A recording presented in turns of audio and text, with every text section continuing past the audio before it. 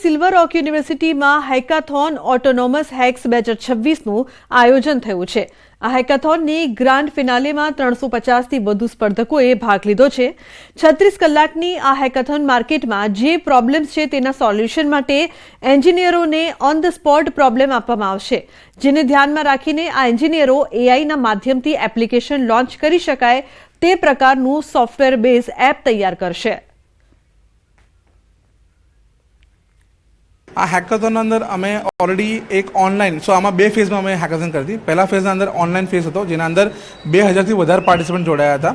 એના પછી એમાંથી ગ્રાન્ડ ફિનાલેમાં અમે લોકોએ 350 લોકોને સિલેક્ટ કર્યા છે, જે ફિઝિકલી આવીને આ હેકાથોનમાં પાર્ટિસિપેટ કરી રહ્યા છે। જે 36 કલાકની હેકાથોન છે, જેમાં કન્ટિન્યુઅસ 36 કલાક લોકોને કામ કરવાનું છે। હવે હેકાથોનના અંદર એવું છે કે એ લોકોને છે ને પ્રોબ્લેમ સ્ટેટમેન્ટ્સ આપવામાં આવશે અને એ પ્રોબ્લેમ સ્ટેટમેન્ટ્સના સોલ્યુશન બેઝિકલી એ લોકોને બનાવવાના છે, જે સોફ્ટવેર એપ્લિકેશન હોઈ શકે છે। તો આજે યંગ માઇન્ડ આખા ઇન્ડિયામાંથી અહીંયા આવેલું છે।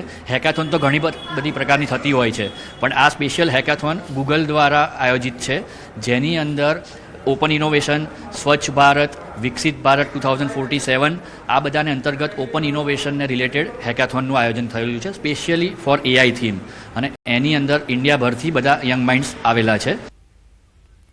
મહેસાણામાં શ્રી વિશ્વકર્મા નિર્માણ ફાઉન્ડેશન દ્વારા એક ઐતિહાસિક મહાસંમેલનનું આયોજન કરવામાં આવ્યું છે। સંમેલનનો મુખ્ય ઉદ્દેશ પંચાલ સમાજમાં ઘટતી જતી વસ્તી સામે જાગૃતિ લાવવા અને સનાતન સંસ્કૃતિના પાયા સમાન સંયુક્ત પરિવાર પ્રથાને પ્રોત્સાહન આપવાનો હતો। આ કાર્યક્રમમાં સમગ્ર ગુજરાતમાંથી 5000થી વધુ સમાજ શ્રેષ્ઠીઓ અને પરિવારો ઉપસ્થિત રહ્યા હતા। આ સંમેલનમાં જે પરિવારોને ત્યાં બીજા સંતાનનો જન્મ થયો હોય તે દરેક પરિવારને ₹25,000ના પુરસ્કાર અને પ્રશસ્તિ પત્ર આપીને સન્માનિત કરવામાં આવ્યા હતા।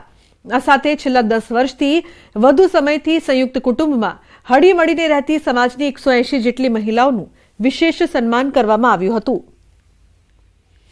દંપતીઓ એક બાળકથી આગળ વધતા નથી, પોતાના કેરિયર અનુલક્ષીને કે મોસક અનુલક્ષીને કે ખર્ચને અનુલક્ષીને, તો એ બાબતમાં આ સંગઠન, અમારું ફાઉન્ડેશન એ લોકોને મોટિવેટ કરે છે અને પોતે દ્વિતીય સંતાન લાવે તો પહેલા બાળકને પણ સુરક્ષા પૂરી પડે અને માતા પિતાને પણ સુરક્ષા પૂરી પડે ભવિષ્યમાં।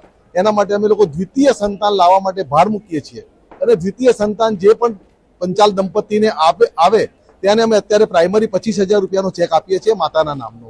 આનો મૂળ આશય સંખ્યા વધારવાનો છે અને સંયુક્ત કુટુંબો અત્યારે ઘટી રહ્યા છે અને વિભક્ત કુટુંબો વધી રહ્યા છે। તો સિંગલ આઈડેન્ટિટીનો કન્સેપ્ટ જે આપણો નથી, પશ્ચિમનો છે, એ કન્સેપ્ટમાંથી લોકોને બહાર લાવવા છે। ભાઈ ભારત એ ભારત છે, ભારત ભા કેટલા પ્રકાશ, જે પ્રકાશમાં રત છે, પ્રકાશ જેની અંદર છે, એવો ભારત દેશ ફરીથી સક્ષમ થાય।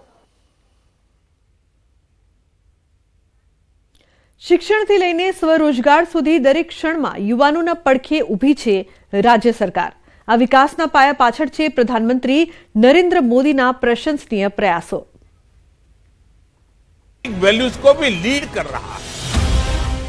ગુજરાત સરકાર યુવાનોને શિક્ષણથી લઈને સ્વરોજગાર સુધીના દરેક પગલે સાથ આપે છે। મુખ્યમંત્રી ભૂપેન્દ્ર પટેલ પ્રધાનમંત્રી નરેન્દ્ર મોદીના વારસાને આગળ વધારી રહ્યા છે। ગુજરાત સરકાર યુવાનોને શિક્ષણથી લઈને સ્વરોજગાર સુધીના દરેક પગલે સાથ આપે છે।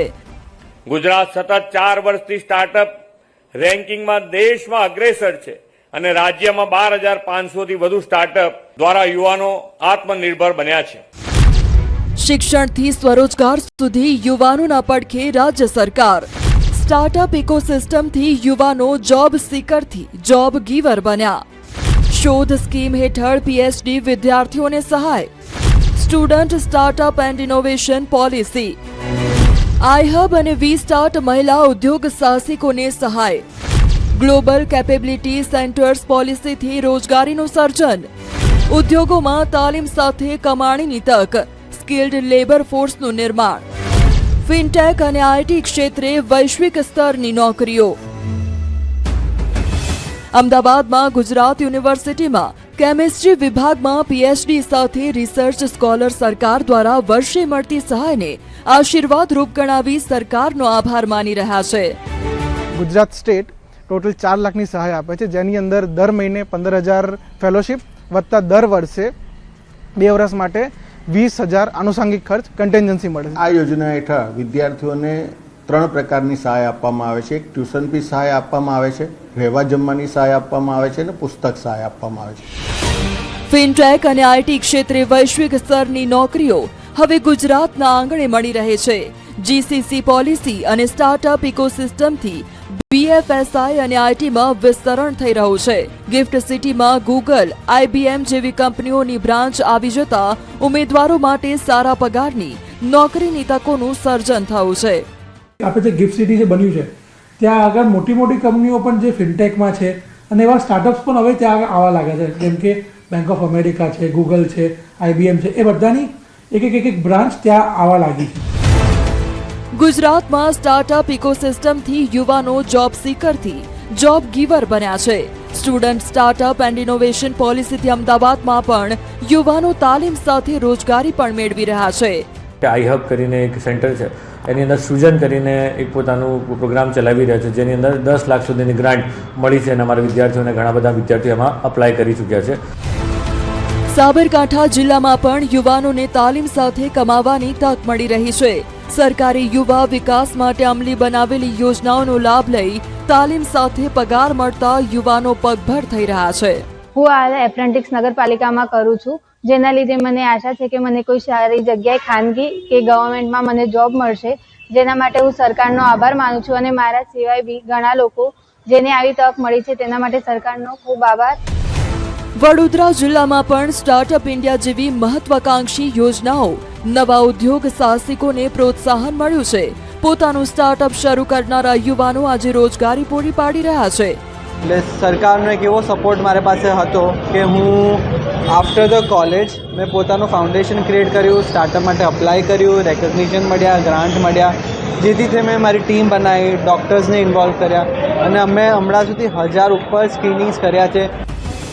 મુખ્યમંત્રી એપ્રેન્ટિસશીપ યોજના તાલીમ દરમિયાન સ્ટાઇપન્ડ આપે છે, જેમાં સરકાર 50% યોગદાન આપે છે.